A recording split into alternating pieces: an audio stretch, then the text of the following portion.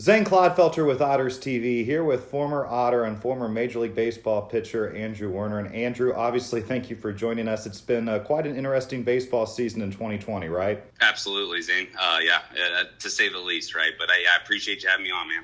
Yeah, not a problem at all. Obviously, a lot of things we want to talk about. First and foremost, I don't know if a lot of Otters fans know that prior to your arrival in Evansville in 2009, you had at least some familiarity with the Evansville community because you pitched collegiately at the University of Indianapolis, the same conference as Southern Indiana here in town. So what did you learn about yourself pitching in the GLVC, a really talented Division II league? That was the thing about when I went, when I ended up going there, I didn't know how good the league really was. In high school, I was one of the better players on my high school team. Same thing in junior college. And tell you what, going to the GLVC and really opened my eyes. I went in there thinking I was the guy, and then I realized, man, there's a lot of guys that probably a lot better than me here. So, I love my time there. And, obviously gave me some introduction to Evansville, so I knew kind of the area I was getting into at the time.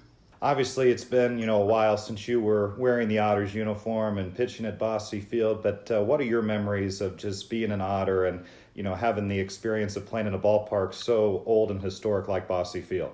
I love it. I tell people all the time, Evansville was the team that gave me my shot, professionally. So I actually worked out. I don't know if you guys even know this part of the story, but I worked out for 3 or 4 other teams within the Frontier League at the time, trying to get my shot after my senior year when I wasn't drafted. And Evansville was either my 4th or my 5th workout. So, I went to a lot of workouts, left, without a contract. And, I went down there and threw. I actually had a friend, Jordan Teagues, who was on the team. So I kind of had it in there. Threw for the pitching coach, Fook, at the time, and the manager, Wayne Krinchicki. Sorry, we just called him Chick. I just remember him saying, yeah, you're on board, you're throwing tomorrow. And that was one of the fondest memories I have of my baseball career in general, because I was able to figure things out there at Evansville. And then ultimately when I played at Windy City, that, if I wasn't given that chance at Evansville, I never would have pitched in the big leagues, obviously, right? Because, they're the ones that gave me my shot. So my time in Evansville was unbelievable. Host family was great. The crowds were great. I loved the field. I didn't really come from a background. I played JUCO Division II ball, so I wasn't used to a big, brand new, nice anything. It was Evansville, quite honestly, and Bosse was my speed. So I had a great time, and I love my time in Evansville. And then you pitched for the Otters in 2009, and then portion of 2010, and by 2012, you're a starting pitcher for the San Diego Padres. Typically, you see guys from our organization, sign out of Evansville and they spend some time maybe at AA, AAA, but they rarely, if ever, make the show. So how were you able to make that substantial jump in that short amount of time? Yeah, I think it was a combination of things. I think it was a perfect storm of things. I'll tell you, I'm the first one. I think anybody that knows me, there were guys that were a lot better than me that I played with at Evansville, at Windy City, and then my time in the Padres organization. And I think, one thing for me that I had going, and I learned this, at a young age, is as a starting pitcher, you want to be in the game. You want to log innings. You want to save your bullpen. You want to do those things. So I took pride in that.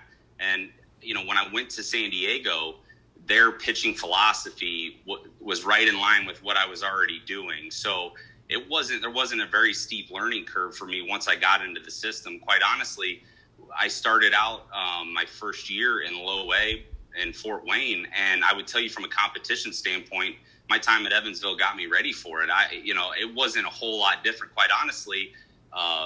And you can look at kind of my numbers of the two places. I would argue that it was tougher to pitch in the Frontier League there when I was with Evansville than it was at low A. Now, obviously, as I moved up, I had to make adjustments and stuff, but I would say that combination of consistency, I was always healthy, fortunately, until the back end of my career.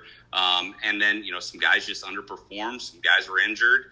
And, at the time, San Diego they weren't in a pennant race or anything. Right. So I think it was like, hey, let's see what this guy's got. And fortunately, got my shot and kind of ran with it. So, I would say that there's a little bit of luck involved. I think that's with anybody that makes the big leagues, even if you're a first rounder. yeah, got the opportunity and just kind of ran with it. Obviously, the Evansville Otters are, the oldest franchise in the Frontier League. Been around in Evansville since '95. The franchise actually was a charter member in '93, based out of Lancaster, Ohio. So the fact that you are just one of two individuals to wear an Otters uniform and then later play in the show, that has to make you feel really good. Yeah, I take pride in that. I definitely do. I know that.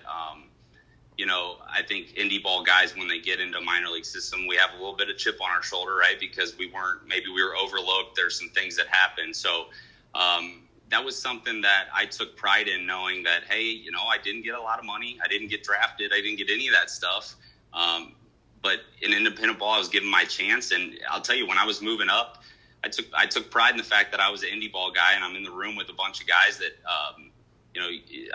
you don't see a lot of indie ball guys in that spot, right? Or at least at the time. So, yeah, that's definitely something. It wasn't lost on me, and I definitely take pride in that. And then I mentioned how you played collegiately in the GLVC. You pitched for the Otters, and now your post-playing career, more Evansville ties, because now you have a role with Bradley, of course, in the same conference. The Missouri Valley is the University of Evansville. So if you could just fill in the fans what your role is there and how you've been enjoying it so far. Yeah, so I actually grew up in Peoria, Illinois, where Bradley's located. Yeah. So for me, I really wanted to play at Bradley. Unfortunately, just from a skill standpoint at that young of an age, I was more of a late bloomer, so I didn't get to play there.